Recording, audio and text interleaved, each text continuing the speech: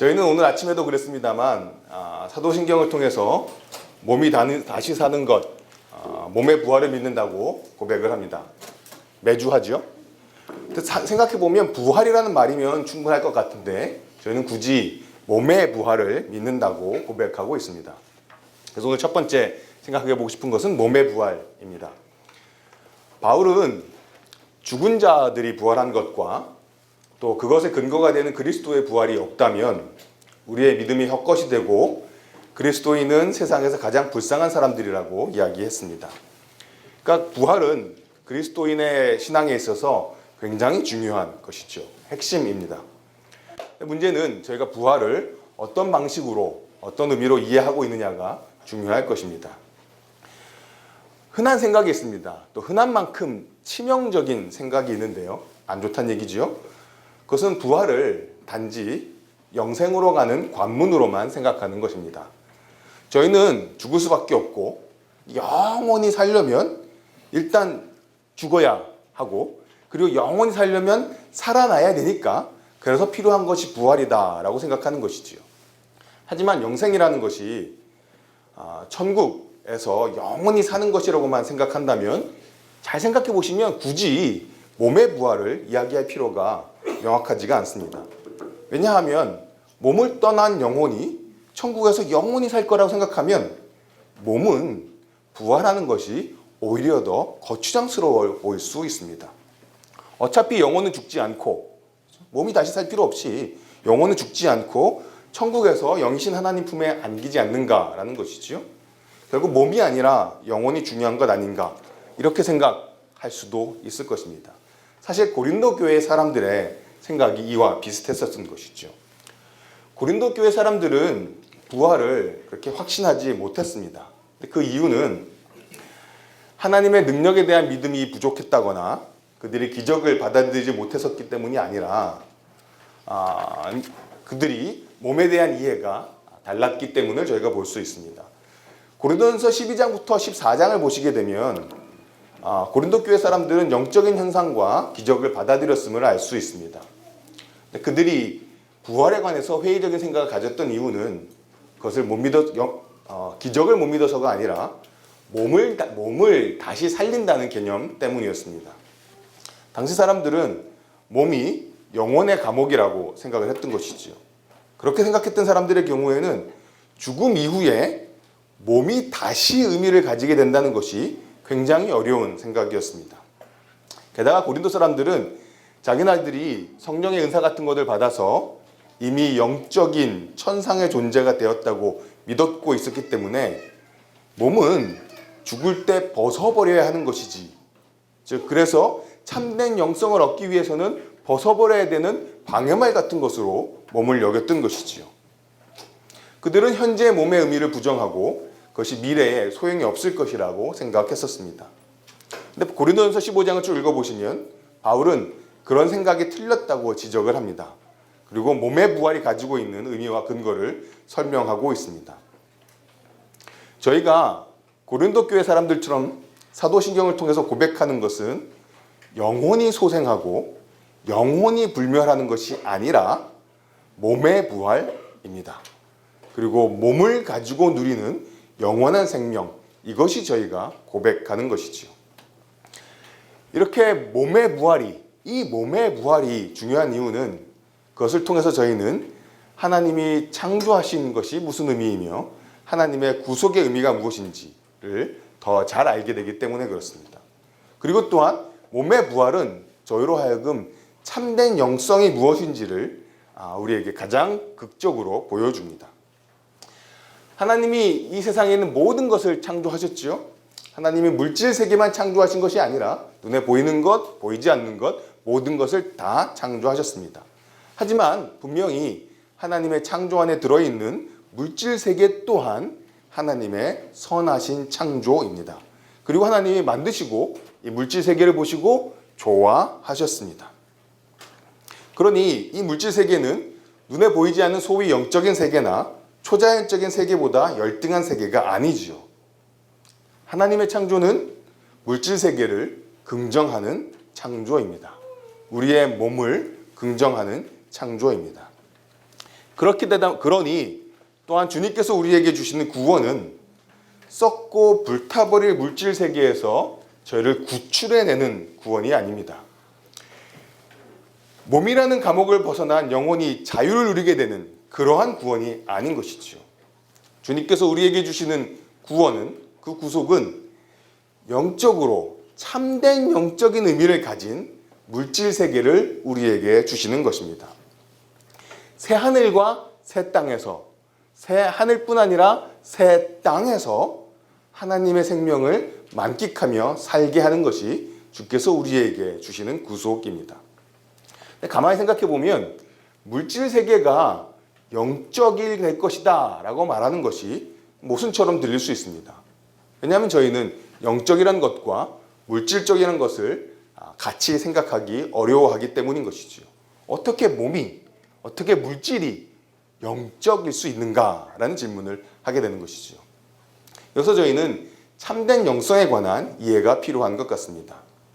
몸이, 물질이 참으로 영적일 수 있는 이유는 영성이란 것이 다름 아니라 하나님과 함께하는 삶이기 때문에 그렇습니다. 유진 피터스는 이렇게 이야기를 합니다. 모든 진지한 영성의 핵심은 삶이다. 모든 진지한 영성의 핵심은 삶이다. 충만하게 잘 사는 삶이다. 하나님은 살아계시고 우리가 보고 듣고 만지고 맛보고 그러는 모든 것, 우리가 경험하는 모든 것 속에 스며 계신다라고 이야기합니다. 저희는 몸을 가지고 보고 듣고 맛보고, 무슨 인사돌 먹고 뜯고 즐기고 이거 같은 느낌이 듭니다만, 몸을 가지고 보고 듣고 맛보고 만지고 삶을 경험합니다. 그렇기 때문에 몸의 세계와 영적인 세계는 반대가 아닙니다. 그리고 이러한 몸에 대한 이해는 세상을 향한 우리의 이해로 확장이 됩니다. 저희가 이 땅에서의 한 생이 끝날 때 마치 일회용 그릇을 버려버리듯 우리 몸을 버리는 것이 아닌 것처럼, 우리가 지금 디딛고 살아가는 이 땅과 저희 머리 위에 펼쳐져 있는 이 하늘 또한 주님께서 재림하시는 그 세상 끝날에 불타버리는 땔감이 아닙니다. 주님께서 다시 오실 때에 우리 몸이 변화되어서 썩지 않을 것과 죽지 않을 것을 입습니다. 하지만 그것은 여전히 몸입니다. 그런 것처럼 이 세상도 새 하늘과 새 땅으로 변화되는 것이지요. 그러한 새 하늘과 새 땅에서 부활의 몸으로 살아가는 것이 저희 신앙이 갖고 있는 궁극적인 소망입니다. 그리고 이러한 궁극적인 소망은 지금 저희가 여기서 살아가는 일상에 영향을 미치게 됩니다. 몸이 부활한다라고 고백하는 것은 인간과 세상에 대한 저희들의 관점에 영향을 미치고 그것을 바라보는 관점을 결정하게 되는 것이죠. 다시 말해서 몸이 버려지지 않고 변화된다는 것은 주님이 다시 오실 때 세상이 불타지 않고 불타고 없어지는 것이 아니라 변화될 거라는 사실과 매우 닮아 있습니다. 사실 베드로후서 3장 10절부터 13절은 저희가 오해하는 경우가 많은 구절이지요. 주의 날에 세상이 불타 없어질 것이라는 말씀으로 자주 인용이 됩니다. 10절에 하늘이 큰 소리로 떠나가고 물질이 뜨거운 불에 풀어지고, 그날에 하늘이 불에 타서 풀어지고 물질이 뜨거운 불에 녹아지니라 라는 표현들이 저희라고 이 말씀이 세상 끝날에 주님께서 다시 오실 때 모든 것이 다 없어져 버릴 것이라고 생각하게 만드는 표현들입니다. 하지만 이 본문을 잘 들여다보시면 주목해야 될 표현이 몇 가지가 있는데요. 그 중에 하나는 10절에 나와 있는 모든 일이 드러난다 라는 표현입니다. 그 표현을 한 주석가는 이렇게 설명합니다. 그 땅과 그 안에 있는 모든 것이 하나님의 심판 앞에 드러나고 폭로되어서 악한 자들과 그들의 모든 행위들이 더 이상 숨거나 어떠한 보호도 받지 못할 것이라고 설명합니다. 그래서 여기 나와 있는 그 큰 불의 목적은 이 우주 자체를 말살하는 것이 아니라 새 창조를 확립하도록 창조 세계에 있는 모든 악한 것들을 태우고 파괴해서 죄악이 가득한 세상 질서를 정화시키는 것이라고 이야기합니다. 탈 것은 악한 것이 타는 것이지 주께서 만드신 선한 세상은 깨끗해지는 것입니다. 그리고 그러한 정화 이후에 우리에게 주어지는 것은 약속대로 의가 있는 곳인 새하늘과 새 땅이 우리에게 주어지는 것입니다. 주님 다시 오실 때 말살되는 대신에 깨끗하게 변화되는, 그리고 깨끗하게 변화되어서 임하는 새하늘과 새 땅의 모습은 주님 오실 때에 하나님 나라를 이어받기 위해서 변화되는 저희들의 몸과 매우 닮아 있습니다.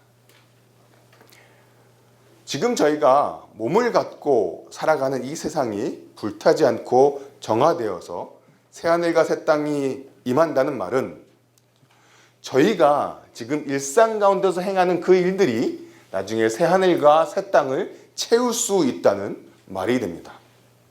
저희가 일상생활에서 하는 일들이 종말에 남아서 그것이 새하늘과 새 땅의 일부가 될 수 있다고 우리에게 이야기해 줍니다. 정말 그럴까? 가만히 생각해 볼 때 제가 이 말씀 몇 번 나눈 적이 있은 것 같은데요. 저에게서 가장 뚜렷한 증거 중에 하나는 주님의 부활하신 몸입니다. 요한복음 20장 20절을 보시면 예수님께서 부활하신 후에 제자들을 찾아오십니다. 그리고 그들에게 손과 옆구리를 보여주십니다. 그런데 그 손과 옆구리에 뭐가 남아 있었냐 하면 주님께서 입으신 그 상처가 남아 있었습니다. 주님의 부활하신 몸은 썩지 않습니다. 영광스러운 몸입니다. 강한 몸입니다. 신령한 몸입니다. 그런데 그 몸에 일상이 남겼던 그 상처가 여전히 남아 있는 것이지요. 현세의 일상이 그 영혼의 몸에 자국을 남겼습니다. 못자국과 창자국이 그 영원한 부활의 몸에 그대로 남아 있습니다. 부활 전에 땅에서 받으셨던 그 상처가 남아 있는 것이지요. 예수님 손에 로마 병정들이 못을 박았습니다. 그 사람들은 영원의 자국을 남겼던 것이죠. 그 상처가 주님의 부활하신 그 영광스러운 몸임에도 불구하고 상처가 남아있을 수 있는 이유는 무엇이었을까요? 그것은 그 상처가 예수님의 사랑 때문에 남은 것이기 때문입니다. 우리가 일상 가운데 믿음을 갖고 소망을 갖고 사랑을 갖고 행하는 것들이 영원한 새하늘과 새 땅에 자국을 남길 수 있다는 것, 이것이 바울이 오늘 저희가 같이 읽었던 본문 맨 마지막에서 항상 주의 일에 더욱 힘쓰는 자들이 되라고 권면한 이유인 것입니다. 부활을 설명하고 우리의 몸이 없어지지 않고 그것이 새하늘과 새 땅을 이루는 몸이 되기에 지금 이 일상에서 더욱 힘써서 했던 그 주의 일이 영원한 의미를 갖게 되는 것이지요. 그래서 부활을 이야기했던, 새로운 삶을 이야기했던 바울은 그러니 이제 이 일상은 다 잊어버리고 나중에 올 그 영원한 시간만 사모하며 지금은 잊고 살아라 이야기하지 않고, 부활을 얘기했던 바울은 견실하며 흔들리지 말며 항상 주의 일에 더욱 힘쓰는 자들이 되라고 권면하고 있습니다. 여기 나와 있는 주의 일이 좁은 의미에서 종교적인 일로 제한된다는 암시는 본문에 없습니다. 오히려 여기에 있는 주의 일을 소위 영적인 일로 제한하려고 하는 것이 바로 15장에서 바울이 설명하고 있는 부활과 반대되는 생각인 것이지요. 우리의 일상과 우리의 일상 가운데 만들어진 것들은 새하늘과 새 땅이 임할 때 불타버리지 않습니다. 불타는 것은 우리의 죄악이요, 우리의 욕심이요, 우리의 욕망이지, 우리가 이 일상 가운데 믿음과 소망과 사랑을 갖고 행한 것은 마지막 날에 새하늘과 새 땅을 가득 채울 것입니다. 이것이 몸의 부활이 저희들에게 웅변해주는 사실입니다. 그리스도인은 몸으로 사는 사람들입니다. 몸의 부활을 믿고 몸으로 살아 새하늘과 새 땅에서 하나님의 생명의 기운을 만끽하시는 복을 누리는 여러분들이 되기를 진심으로 소원합니다. 3년 전에 세월호 참사가 없었으면 오늘 설교는 이렇게 마무리되었을 것입니다. 그런데 3년 전의 사건은 최소한 저의 부활절을, 또 거창하게 말하면 한국교회의 부활절을 영원히 바꾸어 버렸습니다. 사실 세월호 참사뿐만이 아니지요. 저희 주변에는 잊지 못하는 죽음들이 항상 있습니다. 어떤 분들에게는 이맘때에 천안함이 생각나기도 하실 것입니다. 천안함은 20일 만에 인양되어서 6명의 실종을 남겼습니다. 3년에 걸쳐서 인양된 세월호는 9명의 미숫자를 남기고 있습니다. 또 어떤 분들은 4월 16일이 아니라 4월 3일이 가슴을 먹먹하게 만드는 날일 것입니다. 하필 우리 역사에는 봄에 그런 날들이 많습니다. 이 봄은 새로운 생명의 활력을 느껴야 되는 시절입니다. 꽃이 피는 시간입니다. 새 생명의 탄생의 기운을 만끽하는 계절이지요. 부활절도 있는 계절입니다. 그런데 하필이면 우리 역사에는 이 봄에 죽음을 생각하게 만드는 일들이 너무나 많이 있어 왔습니다. 그래서 오늘 두 번째는 봄이 아픈 사람들입니다. 저는 꽃을 보며 기뻐하지만 우리가 조금만 신경을 써서 둘러보면 이 봄이 마냥 기쁘지만은 않은 분들이 우리 삶에 항상 함께 있습니다. 지난 4월 11일에 한국에 있는 삼일교회에서는요, 세 번째 봄 17의 노래라는 제목으로 고난주간 세월호를 기억하는 그리스도인 음악회라는 것이 열렸습니다. 그 음악회에서 당시 2학년 5반 이창현 학생의 어머니 최순아 집사님이 드린 기도문이 인터넷에서 많은 사람들에 의해서 읽히고 있습니다. 김동호 목사님도 조차란 말이 좀 이상합니다만 김동호 목사님도 그 기도문을 자기 본인의 페이스북에 올리셨더라고요. 그래서 제가 몇 부분을 좀 읽어보도록 하겠습니다. 창조주이시며 전능자라고 불리시는 당신께 기도드리는 것 쉽지 않습니다. 3년 전 우리 아이들이 살려달라는 마지막 기도를 외면했었으니까요. 당신께 등 돌리고 살고 싶었습니다. 그런데 어디를 가든 당신이 계시더군요. 더 이상 울 힘조차 없어 그저 멍하니 앉아 바다만 바라보던 팽목항에도, 차가운 시멘트 바닥에서 하늘을 보며 잠을 청하였던 국회에도, 내리쬐는 땡볕을 피할 그늘 하나 찾기 어려웠던 광화문에도, 하수구 냄새에 시달려 했던 청운동 사무소에도, 침몰 지점이 바로 눈앞에 보이는 동거차도에도, 그리고 병든 몸을 이끌고 세월호가 누워있는 폭포신항에도 당신은 계셨습니다. 이름도 모르고 얼굴도 몰랐던 분들이 눈물 가득 고인 눈으로 다가와서 안아주시며 같이 울어주시는 따뜻함에서 당신을 느낄 수 있었습니다. 그때 우리 아이들이 살려달라고 당신께 기도할 때 그 기도를 좀 들어주시지, 왜 우리 아이들이 없어진 지금 모르는 사람들을 통해 당신을 드러내시나요?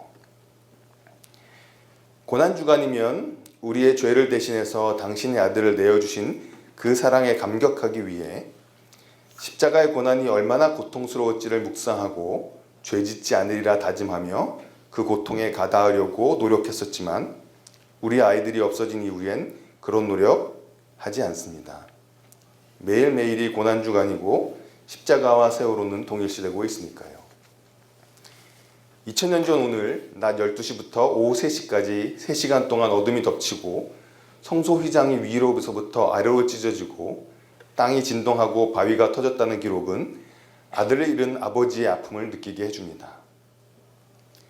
같은 아픔을 나눌 수 있는 분이 하나님 당신이셔서 다시 당신께로 향합니다. 십자가에 달리셨으면서도 자신을 못 박은 사람들이 몰라서 저지른 일이라며 저들을 용서해달라고 기도하시는 예수님의 모습을 담기란 불가능해 보이지만 그렇게 기도하신 예수님을 잊지 않고 기억하고 있습니다. 가장 낮은 곳으로 임하시는 당신의 임재와 사랑을 기다립니다. 부디 청결한 마음을 주셔서 당신을 보게 하시고 세미한 당신의 음성이 들려지게 하옵소서. 예수님의 이름으로 기도드립니다. 오늘이 4월 16일이어서 세월호 학생의 어머니의 기도문을 읽었지만 말씀드렸던 것처럼 이 봄에는 이 아픔을 기억하고 있는 사람들이 너무나 많은 계절입니다. 그러한 분들의 기도 앞에 우리의 부활은 도대체 어떤 의미를 가질까요? 물론 주님께서 죽은 자들의 첫 열매가 되셔서 다시 살아나셨습니다. 우리에게 다시 살 것을, 그 소망을 우리에게 확실하게 심기워 주셨습니다. 하지만 그 새하늘과 새 땅이 임하기까지 지금 이곳에서 살아가는 우리의 지금 이 순간에 이 부활은 도대체 어떤 의미일까요? 몸의 부활은 어떤 의미를 가질까요? 2017년 4월 16일 도대체 우리는 주님의 부활을 어떻게 지금 살아내야 할까요? 봄이 아픈 사람들에게, 봄이 아픈 사람들과 함께 우리는 어떤 부활의 노래를 부를 수 있을까요? 사망아 너의 승리가 어디 있느냐라는 바울의 외침을 어떻게 외칠 수 있을까요? 바울이 감사하고 있는 하나님께서 주 예수 그리스도 말미암아 우리에게 주시는 승리, 그것은 지금 2017년 4월 16일 우리에게 무슨 의미일까요? 성경에 보면 죽었다가 다시 소생한 사람들의 이야기가 꽤 나옵니다. 사르밧 과부의 아들이 그랬고 나사로가 그럽니다. 물론 제가 꽤 나옵니다 그렇습니다만 사실은 성경에 소생한 사람보다는 그냥 죽은 사람이 훨씬 더 많이 있죠. 하나님께서 죽음을 이기시는 능력을 갖고 계시다는 것이 저희가 이제는 전혀 죽지 않게 되었다거나 죽은 사람을 위해서 기도하면 그 사람들이 금방금방 다시 소생하게 되었다는 것이 아니라는 것을 저희는 생생하게 우리의 경험을 통해서 알고 있습니다. 제 아버님이 제 고3 때 대장암으로 돌아가셨는데요. 기도를 했겠죠. 철야해서 기도해 본 적도 있었습니다. 그러나 돌아가셨습니다.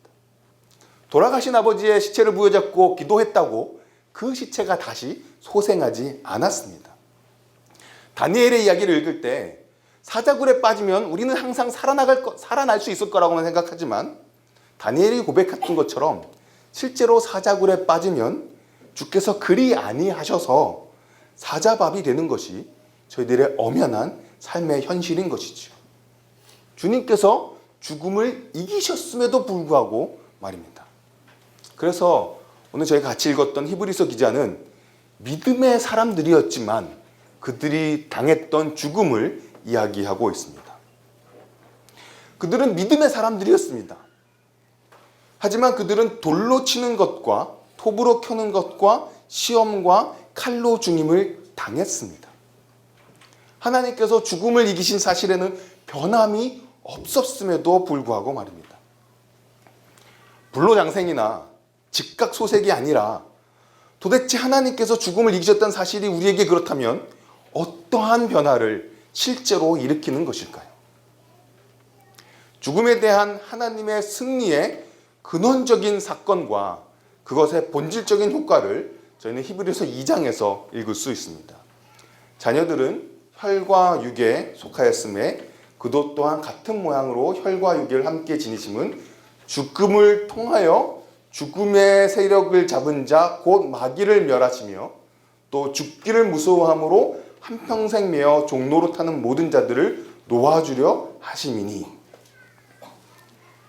우리가 불로장생과 즉각소생을 바란다면, 그것이 우리 부활 믿음의 본질이라면 방금 이야기했던 죽음을 이겼던 그 승리는 그렇게 의미가 없을 것입니다.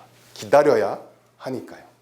그리고 이러한 성찰은 저희로 하여금 우리의 신앙의 목적이, 우리가 무엇을 우리 신앙 가운데서 바라고 있는지 우리의 민낯을 드러내게 합니다. 우리가 기독교 신앙을 통해서 우리의 신앙을 통해서 얻고자 하는 것이 무엇입니까? 불로장생과 즉각소생으로 대표되어지는 무한한 욕망의 무한한 성취인가? 아니면 죽음으로 죽음을 이기는 십자가의 삶인가를 우리에게 묻게 합니다. 그리스도의 십자가 사건 이후 그리스도의 제자들의 상징적인 죽음, 또 그리고 실제적인 죽음이 하나님이 세상을 통치하시는 도구가 되었습니다. 죽음이라는 생생한 현실 앞에서 세상은 저희들에게 질문을 던집니다. 그리고 저희도 종종 하나님의 능력에 대해서 질문을 던집니다. 하나님이 정말 통치하시는가? 하나님이 살아계신가? 죽음을 이기셨는가? 그 질문에 대한 답은 예수의 제자들의 삶에 있습니다. 예수의 제자들의 자발적인 죽음이 그 질문에 대한 답인 것이지요. 십자가에 달린 그리스도의 본을 따르는 제자들의 죽음이 하나님이 죽음을 이기셨다는 그것의 증거인 것입니다. 하나님께서는 자신의 능력을 보이시기 위해서 매주일, 매번 홍해를 가르지 않으십니다. 안타까운 일이죠. 속상한 일이죠. 하지만 그것이 주님께서 일하시는 방식인 것 같습니다. 하나님께서는 자신의 능력을 보여주시기 위해서 죽은 사람을 매번 다시 즉각 소생시키지 않으십니다. 주께서 매번 죽은 사람을 즉각 소생시키지 않으시는 대신 우리에게 매번 반복하기를 바라시는 것이 있습니다. 그것은 나는 날마다 죽노라 라는 바울의 고백입니다.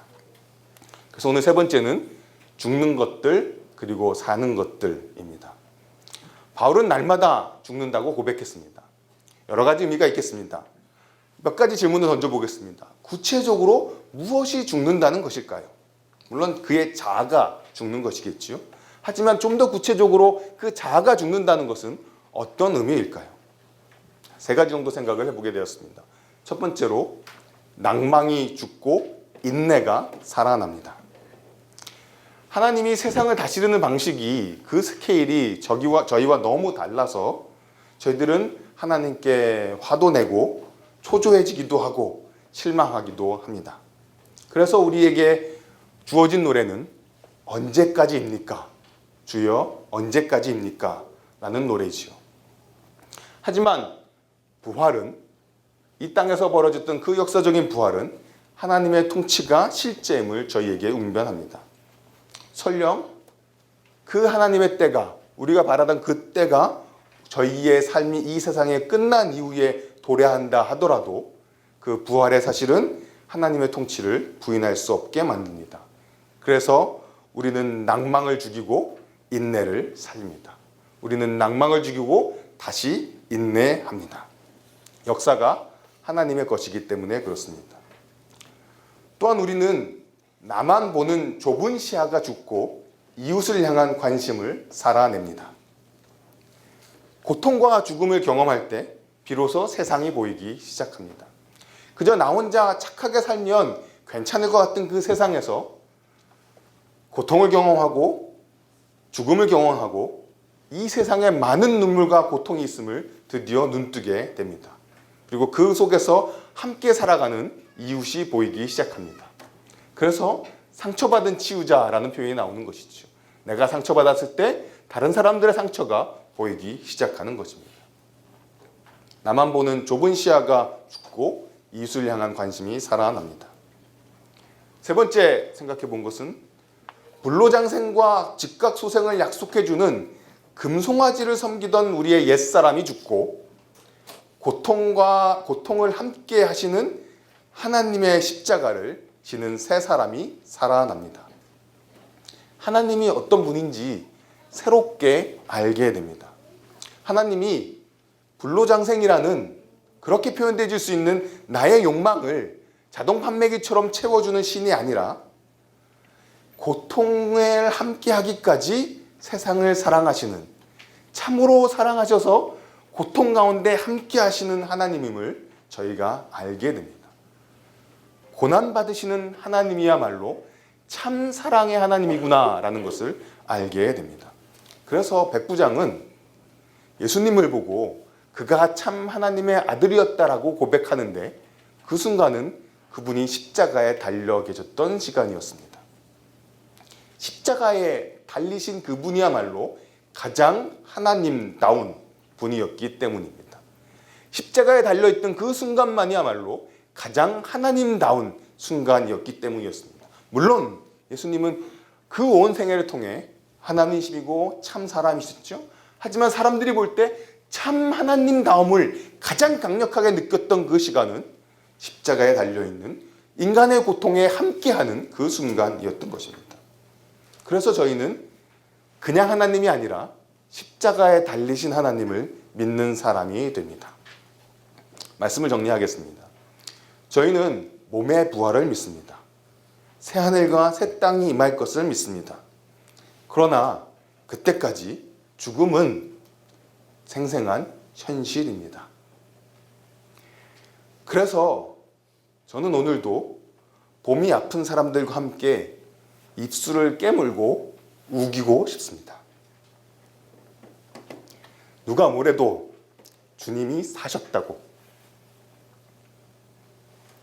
결국 공평과 정의가 다스리는 새하늘과 새 땅, 그 평화의 세상이 올 거라고. 그리고 그것이 진짜 현실이라고. 그것이 진짜 실제라고. 그래서 낭망하지 않을 것이라고. 그래서 십자가에서 사람의 고통을 친히 함께 하신 하나님을 따르겠다고 입술을 깨물고 우기고 싶습니다. 그래서 우는 사람과 함께 울겠다고. 그 눈물이 부활에 대한 나의 믿음이라고. 그럴 때 이 몸으로 지금 2017년 4월 16일에 부활의 몸을 살아갈 수 있다고. 지금 여기서 믿음과 소망과 사랑 때문에 생긴 그 내 몸의 상처가, 우리 마음의 상처가 새하늘과 새 땅에 남을 것이라고 가슴을 부여잡고 입술을 깨물고 우기고 싶습니다. 그리고 주께서 주신 은혜 가운데 그 깨물었던 입술을 열어서 봄이 아픈 사람들과 함께 부활의 주님의 생명을 노래해야 할 것입니다. 그 노래에 마냥 어린애 같은 세상을 잊고 가지는 기쁨이 아니라 봄이 아픈 사람들과 함께 나눌 수 있는, 말로 표현할 수 없는 그 기쁨을 주께서 우리 입술에 채우시기를 간구합니다. 기도하겠습니다.